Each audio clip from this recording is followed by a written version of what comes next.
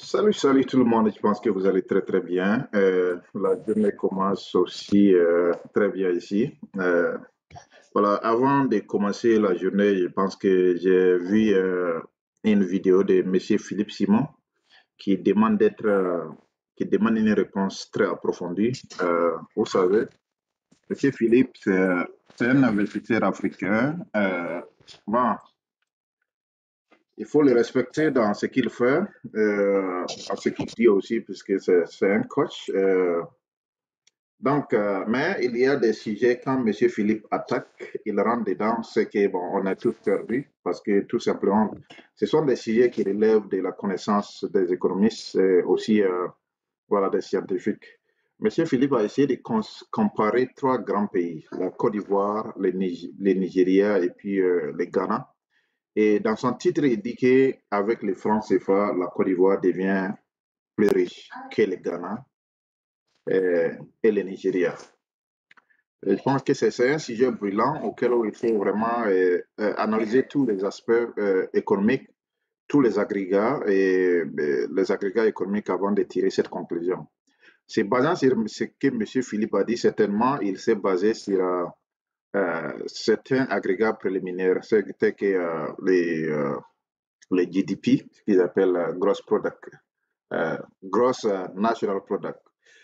Donc, certainement, il s'est appuyé sur ça, mais il n'a pas tenu compte d'autres facteurs qui sont très difficiles à cerner. Côte d'Ivoire, Ghana, Nigeria, c'est très difficile de les comparer. Voilà. En termes de développement, c'est vraiment très difficile de les comparer. Et en termes aussi plus riches, quand on dit plus riche, qu'est-ce qu'on peut dire qu'un pays est plus riche? Le pays est plus riche lorsque, bon, on tient compte peut-être de ses ressources naturelles, ou bien aussi de ses réserves fédérales, de ses réserves des banques nationales aussi, voilà. Et tous ces facteurs-là, on ne regarde pas le pays, que le pays est riche parce qu'il y a des bâtiments, il y a des buildings, ou bien, voilà. Donc, il y a aussi d'autres facteurs à tenir compte. Il s'agit aussi de la dette nationale, c'est-à-dire de la dette contractée par ces pays en termes en fonction de sa population. Voilà. Philippe n'a pas tenu compte de tous ces facteurs-là. Il a juste balayé un sujet qui mérite vraiment d'être réfléchi intellectuellement. Et voilà. Donc, c'est vrai, c'est comme je l'ai dit, j'aime les vidéos de Philippe, surtout quand il est beaucoup spécifié sur l'investissement.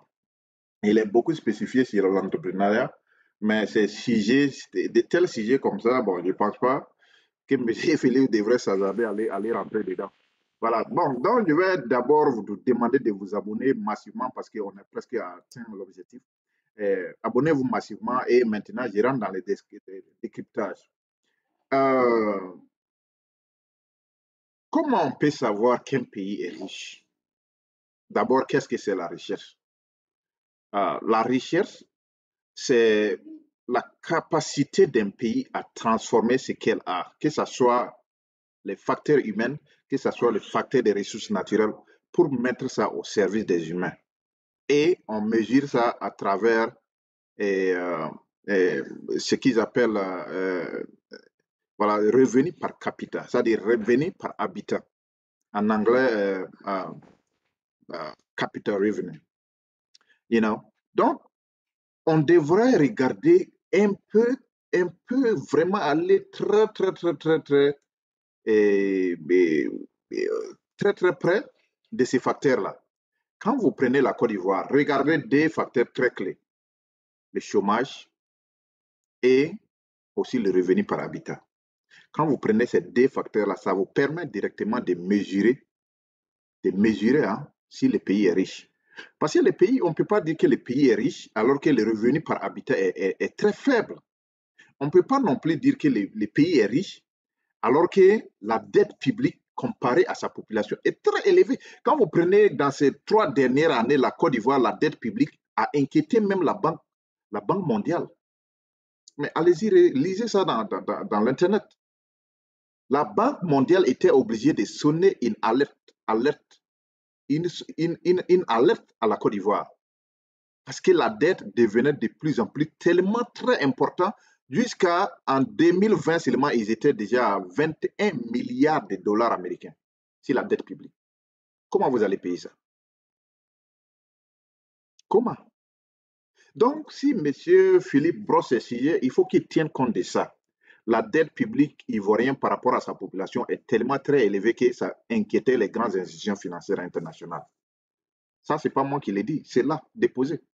Des ans de cela, la FMI et la Banque mondiale sonnaient l'alarme d'inquiétude sur la dette publique. Et même l'Union européenne. L'Union européenne a interpellé la Côte d'Ivoire sur sa dette publique parce que ça devenait de plus en plus inquiétant. Donc, il faut regarder ça. Mais maintenant, et après ça, il faut regarder les chômages. Les chômages de la Côte d'Ivoire, ils ont dit que l'activité économique est centrée seulement sur Abidjan. En dehors d'Abidjan, il n'y a pas grande chose.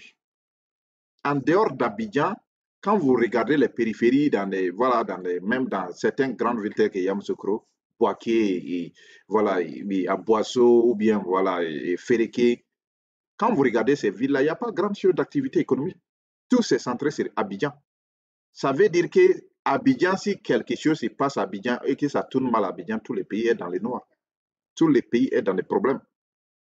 Alors que quand vous prenez un pays tel que le Ghana, vous regardez le Ghana, presque toutes les villes sont en ébullition. Vous allez prendre Takoradi, vous allez prendre les East Coast, vous allez prendre Tema, vous allez prendre quoi il y a une de leurs deuxième ville là. Bon, Accra, déjà, mais tout le monde connaît que Accra, c'est le centre de business. Et vous allez prendre, attends voir, il y a une de leurs villes là qui est aussi Top City in Ghana. Top City in Ghana. Il y a une de leurs villes là qui m'échappe le nom, mais je vous trouve ça de suite. Voilà, Kumasi. Voilà, Kumasi qui m'échappait. Et puis Tamal.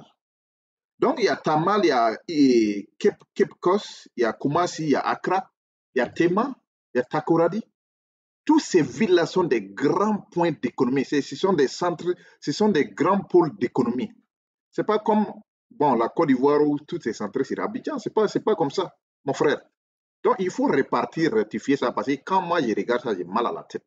Sans te mentir, répare, éditer ta vidéo là parce que c'est vrai, c'est des millions de personnes qui te suivent, mais quand moi, personnellement, je regarde cette vidéo là, j'ai mal à la tête. Parce que vous n'avez pas tenu compte de ces facteurs-là.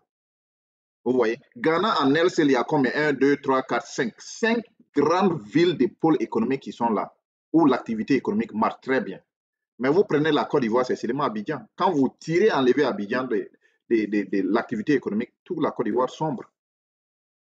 Parce que le port est là-bas, le port est à Abidjan. Et quoi d'autre? Toutes les institutions, les grandes institutions sont à Abidjan. Voilà, et les grandes transactions sont à Abidjan. Et quoi d'autre? Tout c'est à Abidjan. Alors que, je vous donne l'exemple, pourquoi est-ce que j'ai dit que tu ne peux pas comparer la Côte d'Ivoire avec le Ghana. Pour ne pas même arriver au Nigeria, restons seulement sur les petits Ghana. Tu ne peux même pas les comparer. Mon frère, c'est comme si vous êtes en train de comparer une orange avec du piment. Vous êtes en train de comparer une orange avec du piment. Prenez seulement les Ghana. Je vous ai donné des petites choses, des petits éléments qui vous permettent de comprendre ça. Vous avez pris Abidjan, tout est centré là-bas, que ce soit l'administration, les transactions financières, les ports qui donnent beaucoup. Les ports représentent peut-être presque 34% de l'économie ivoirienne. Quand vous enlevez les ports, puisque sans ces ports-là, bon, les cacao, les cafés, tout ne peut pas transiter jusqu'en Europe. Quand vous enlevez les ports, c'est 34% là dans les 100%, le reste là, il ne reste pas grand-chose. Vous voyez. Alors que les Ghana, quand vous prenez les grandes villes que j'ai citées là, Accra déjà là, c'est un grand pôle économique où le port est là-bas. Vous prenez Takoradi, c'est un grand pôle où le port existe, les transactions existent, les ports pour que les produits puissent quitter, l'exportation, l'importation existe à Takoradi. Vous prenez Tema, c'est la même chose. Les ports de Tema où tout le monde sait qu'en Afrique de l'Ouest là, il n'y a pas ce port-là qui fait rentrer des transactions d'import-export plus que les ports de Tema. Il n'y en a même pas. Vous ne pouvez pas comparer les ports d'Abidjan et les ports de Tema. Ça, c'est le deuxième grand port du Ghana. Hein. Je ne parle pas d'Accra, je parle du port de Tema seulement là. elle-même là, ces ports seulement battent tous les ports de l'Afrique de l'Ouest. Mais de quoi est-ce qu'on est en train de parler? C'est de quoi est-ce qu'on est en train de parler? Les grands bateaux ne peuvent pas sillonner les ports d'Abidjan, tout simplement à cause des profondeurs de la mer. Mais si vous ne voulez pas comprendre, essayez de commander des produits depuis la Chine, des grands produits dans des grands conteneurs où les bateaux doivent prendre ça. Ils vont vous dire qu'on ne peut pas arriver en Côte d'Ivoire parce que les grands bateaux ne partent pas. C'est difficile parce que les eaux ne sont pas très profondes pour que les grands bateaux arrivent. Donc, il faut forcément que ça arrive au Ghana, un peu aller, bon, sillonner un peu ces côtes-là. Et même Gabon, même, les bateaux arrivent plus au port de Gabon, au port de Libreville, plus que même au port d'Abidjan. Donc, qu'est-ce que j'ai cité? J'ai cité Takoradi, j'ai cité Tema, j'ai cité Accra. Dans tous ces grands ports-là, il y a 3 grands ports qui sont en train de servir le Ghana. Vous voyez? Donc, c'est très difficile de les comparer. Maintenant, on est sorti au niveau de la marine, au niveau voilà, de tous ces secteurs-là. On est rentré dans les mines. C'est vrai, la Côte d'Ivoire est riche sur ses côtés. Il y a l'or, il y a le manganèse, il y a beaucoup de choses, mais aussi les Ghana. En termes de l'or, là, je ne pense même pas que la Côte d'Ivoire bat les Ghana. Oublions l'or, restez sur le pétrole et les gaz. La Côte d'Ivoire n'a pas grand-chose. Pétrole, gaz, la Côte d'Ivoire n'a pas grand-chose. Mais revenez un peu en arrière de ce que j'ai dit. Un pays est riche lorsque ce pays a la capacité de transformer ses matières premières. Mais la plupart des matières premières ivoiriennes partent pour aller transformer à l'extérieur. Vous avez des raffineries en Côte d'Ivoire? Dites-moi si vous avez des raffineries de pétrole ou bien de gaz en Côte d'Ivoire. Il n'y en a même pas. Tout ça part en France pour être raffiné ou bien ça part en d'autres pays pour être raffiné. C'est difficile. Ah, ces facteurs, seulement ça. On bat déjà les records. Si on s'arrête seulement sur les ports et puis les raffineries ou bien les transformations des matières premières. Ça bat directement la Côte d'Ivoire. Prenez les cafés et les cacao. La Côte d'Ivoire ne bat pas trop le Ghana. En termes de café, la Côte d'Ivoire ne bat pas le Ghana, puisque le Ghana elle-même transforme son propre café. C'est ça la différence.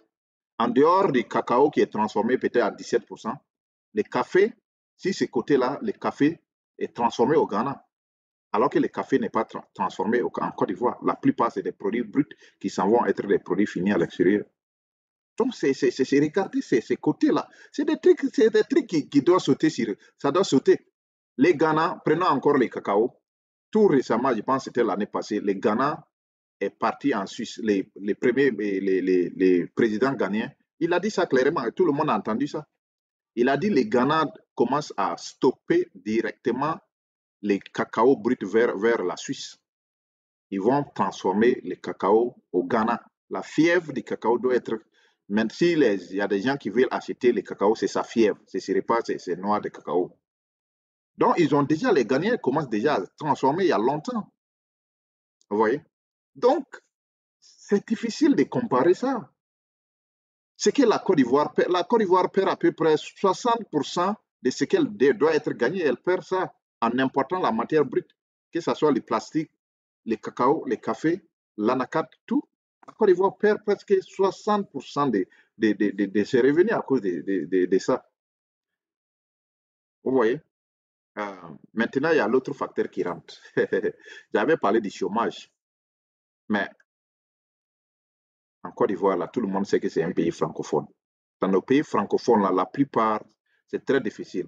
Et même, il y a des chiffres qui sont sortis de l'Union européenne là, qui parlaient du chômage en Côte d'Ivoire. C'est tellement, ça vaut 80%. C'est-à-dire qu'à peu près 80% de la jeunesse ivoirienne ont à peine à trouver du travail. Parce que concentré seulement sur une seule ville, Côte d'Ivoire. Vous allez trouver des zones périphériques, Yopougon, Sikoji et les voilà, plateaux, où les jeunes sont concentrés, il n'y a pas de travail. Difficile. Alors qu'au Ghana, si je me rappelle très bien, dans les années 2000, 2001, 2002, 2003, dans nos pays francophones, là, c'était rempli un peu de Ghanéens. Vous les voyez avec des ciseaux, avec des machines à coudre et sillonner les villes. Mais du coup, après, on voit que ces gens-là ont disparu. Et même, vous m'excusez de cette terminologie, même les prostituées, là, la plupart des prostituées étaient des Ghanéennes, où il y avait même des chanteurs qui faisaient des chansons, c'est ça. Les Ghanéens quittaient les Ghana pour chercher du boulot en Afrique francophone, c'est-à-dire en Côte d'Ivoire, au Burkina, au Mali. Mais après 2007, 2008, 2009, vous avez vu toute cette tranche de population ghanéenne a commencé à disparaître. Après, jusqu'à aujourd'hui, c'est difficile d'aller voir un Ghanéen sillonner ces pays francophones. Parce que le Ghana a su ici, surtout avec Rolling, le Ghana a su mettre les facteurs humains là en place. C'est-à-dire ils ont fait de telle sorte que les Ghanéens croient en eux-mêmes. Ils ne passent pas leur temps dans chercher des concours étatiques, des concours publics. Les Ghanéens, ce sont des investisseurs. C'est ça la différence. Quand vous prenez l'investissement par habitant, en Côte d'Ivoire, c'est presque zéro. Vous prenez la population ivoirienne, vous divisez ça par l'indice d'investissement, c'est presque nul. C'est presque nul parce que la plupart des investisseurs en Côte d'Ivoire, ce sont des étrangers.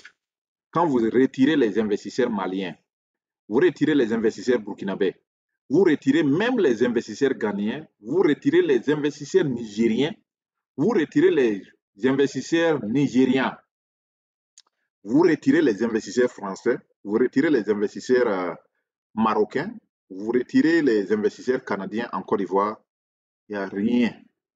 Tout devient du désert. C'est seulement, quand je dis c'est presque nul, c'est peut-être 2% quand on veut vraiment regarder les vrais investisseurs qui sont des natifs. Natifs hein, ivoiriens, c'est presque 2%. C'est pour cela que je dis c'est presque nul. C'est la réalité. Ça, c'est la réalité. Mais allez-y, faites vos calculs. Ce n'est pas pour rien. C'est pour cela, venons sur les chiffres. Et les chiffres ne mentent pas. Mais ou bien allez-y au niveau de l'indice et au niveau des départements des statistiques en Côte d'Ivoire. Prenez ces chiffres dont je suis en train de vous dire là. Regardez ça vous-même. Donc, le chômage en Côte d'Ivoire, vous ne pouvez pas comparer le taux de chômage de la Côte d'Ivoire au taux de chômage du Ghana. Parce que les secteurs informels, ils n'ont pas su développer les secteurs informels en Côte d'Ivoire. Tout est laissé. La plupart des jeunes veulent des concours. Tout le monde veut devenir fonctionnaire public. C'est difficile. Donc, le secteur informel n'est pas développé. Alors que quand vous partez au Ghana, la plupart de la jeunesse, et ils font le contraire. Au lieu de chercher des concours, et ils cherchent à devenir des grands entrepreneurs. Voilà la différence. Voilà la différence. Donc, pour revenir pour dire à M. Philippe, ces comparaisons-là, vous ne devrez même pas faire ces comparaisons. Mais maintenant, vous tombez sur les pièges de la monnaie quand vous citez les Naira, les CEDI, vous tombez sur les pièges monétaires, alors que ce côté même, je peux vous rentrer en détail parce que j'ai fait des études sur la monnaie. J'ai fait des études sur la monnaie. Quand vous regardez, vous prenez Ghana, CEDI, vous prenez le Naira, ce sont des monnaies flexibles. Ce ne sont pas des monnaies comme France et FA où tout est linéaire. Les francs CFA n'est même pas une monnaie. Il faut même enlever ça. Parce que quand on parle de monnaie, c'est un instrument flexible par rapport aux ajustements structurels, par rapport aux ajustements des agrégats économiques. Mais cette monnaie franc CFA n'est pas linéaire. Et bon, elle est linéaire. Elle n'est pas flexible. Donc, on ne peut pas parler de monnaie. Parce que dans la définition de monnaie, même les francs CFA est déjà exclu. C'est vrai, ce sont des essences, mais ces essences-là doivent être flexibles par rapport aux agrégats économiques. Monsieur Philippe. C'est pour cela que je dis que ces sujets-là, vous ne devrez même pas pénétrer dedans parce que vous êtes perdu, monsieur Philippe. Mais si c'est l'entrepreneuriat, voilà, on va vous applaudir, on va vous applaudir. Mais ce sujet, comparé ces grands titans-là, Nigeria, mais de quoi est-ce que vous parlez? Nigeria, quand vous prenez le Nigeria, en dehors de l'Afrique du Sud qui est en train de vraiment secouer un peu le Nigeria, même l'Égypte un peu derrière le Nigeria. Mais tous ces pays africains, toi, vous allez tirer le Nigeria venir comparer à la Côte d'Ivoire. Mais monsieur Philippe, mais vous tirez à terre. Hein? Bon, faites un tour à Lagos. Il faut que vous fassiez un tour à Lagos pour voir la réalité. Faites un tour à Lagos pour voir la réalité. Donc, c'est ce que je voulais dire. Je vais aussi vous donner quelque chose. Voilà. J'ai pris Lagos parce que tout simplement, Les gars, les Nigériens, c'est des gens, il faut les respecter. Mais sincèrement, sans vous mentir, même les Américains, je vous dis la vérité, même les Américains respectent les Nigériens. Quand on dit this guy is from Nigeria, quand on dit ces gars-là viennent du Nigeria, même les Américains les respectent. Je vous dis la vérité. Pure et simple. Ceux même qui dominent la technologie aux États-Unis, les Africains qui dominent la technologie aux États-Unis, là, c'est des gars, c'est des Nigériens. C'est des gars du Nigeria. Ils sont remplis comme ça des ingénieurs de technologie, des ingénieurs hein, qui sont dans les domaines les plus top. C'est des gars du Nigeria. C'est le seul pays africain, qui fait peur au Grand Amérique. Même en dehors même de tout l'Europe, hein, et vous combinez même l'Europe avec l'Afrique, le seul pays qui fait vraiment peur en termes de cybercriminalité, quand vous combinez l'Afrique avec l'Europe, là, c'est le Nigeria. Il faut rentrer sur les données cybercriminalité. C'est eux qui peuvent pénétrer les plus grands serveurs secrets américains. Ces gens-là, vous ne pouvez pas les comparer à des Ivoiriens, mais respectez ces gens. Respectez ces gens-là. Hein? Donc, vous parlez de recherche en quelle terminologie? En termes monétaires, on ne peut pas comparer parce que le franc CFA est exclu de la définition de la monnaie. En termes revenus par capita, c'est-à-dire qui permet de savoir est-ce que la population est riche en fonction de ses ressources minières, on ne peut pas comparer. En termes de développement humain, le chômage, c'est inquiétant en Côte d'Ivoire. En termes d'activité économique, la Côte d'Ivoire, c'est seulement Abidjan qui a une impulsion. On ne peut pas comparer non plus. Ghana, Côte d'Ivoire en haut.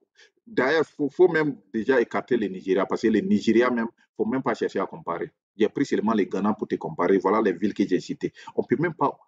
L'approche de la comparaison même est tellement. L'écart est tellement très grand que tu ne peux même pas. Les pôles d'activité économique, j'ai parlé des ports. Ghana en elle, c'est la 3 ports.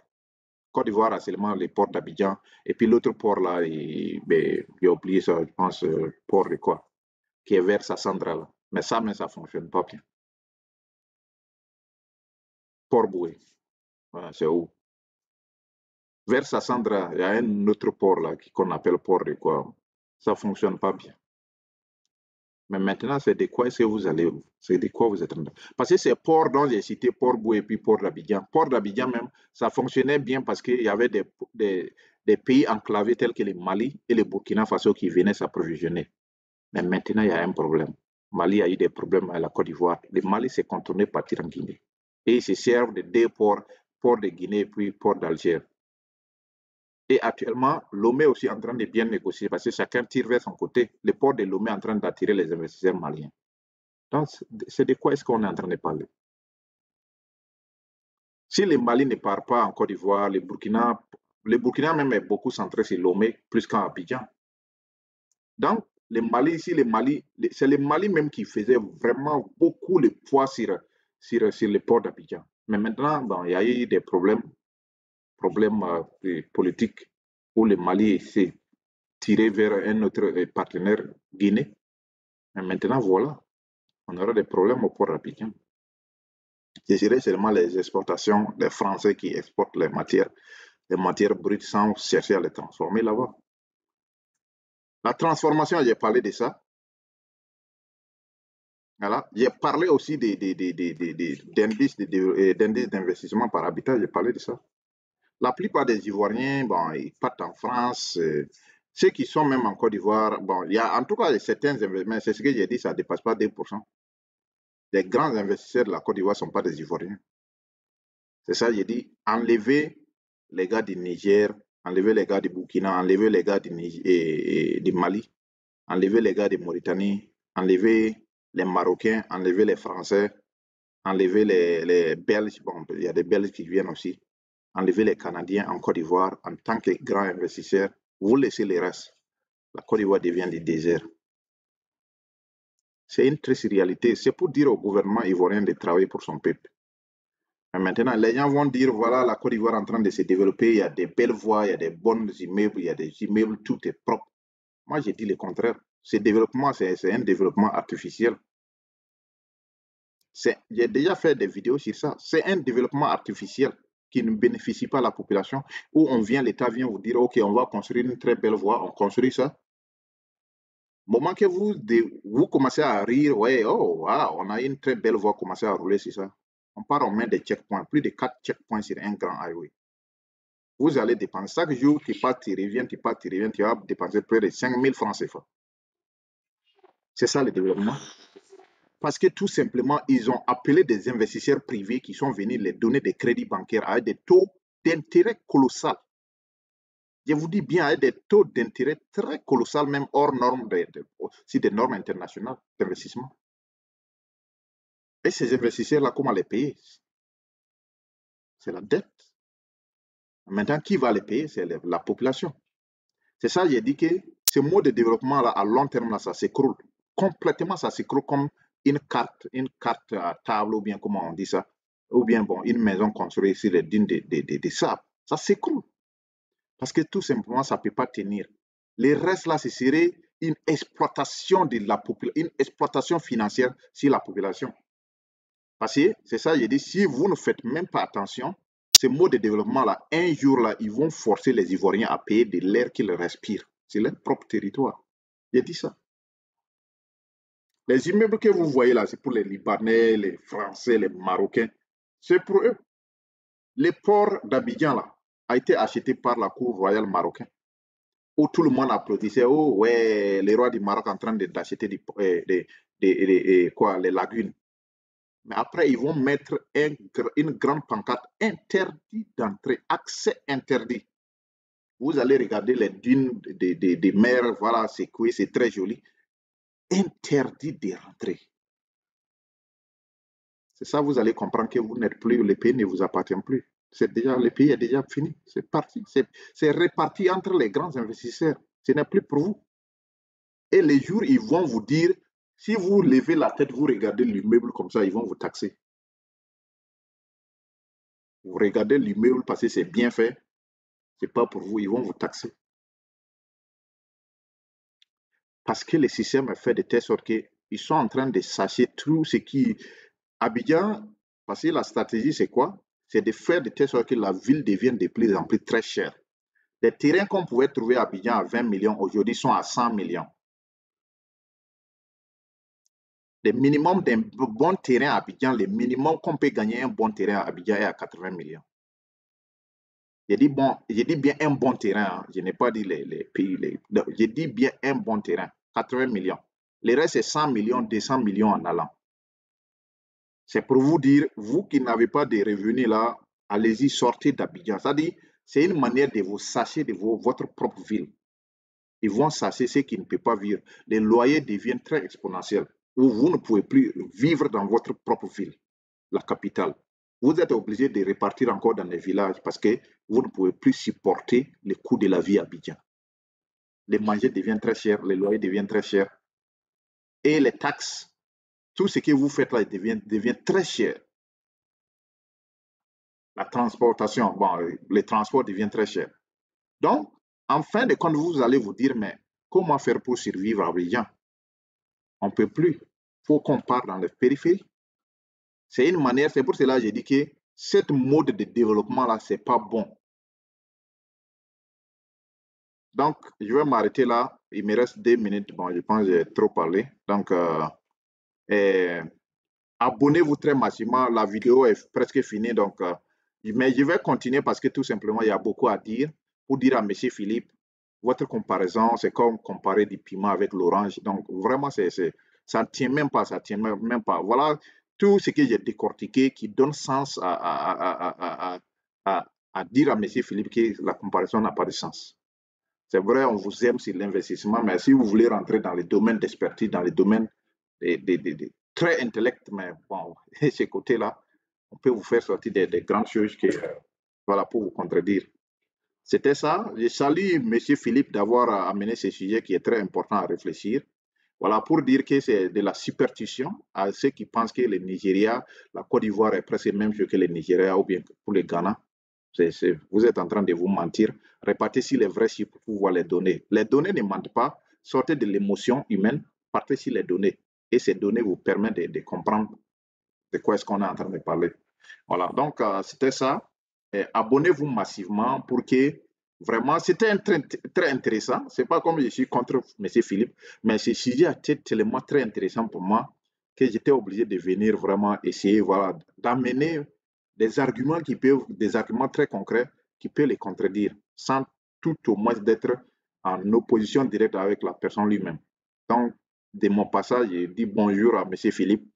Regarde cette vidéo et reviens-moi si vraiment tu penses que par rapport à ce que tu as dit là et ce que j'ai dit là, si vraiment ça tient, si ton argument tient. Si tu penses que ton argument tient là, amène encore quelque chose pour qu'on puisse encore débattre. C'est ça aussi qui peut faire évoluer l'Afrique. Les débats d'idées, amener des débats d'idées qui peuvent vraiment voilà, faire échanger la toile. Et je pense sur ce, je vais m'arrêter. Passer une excellente journée et bye bye. Bye.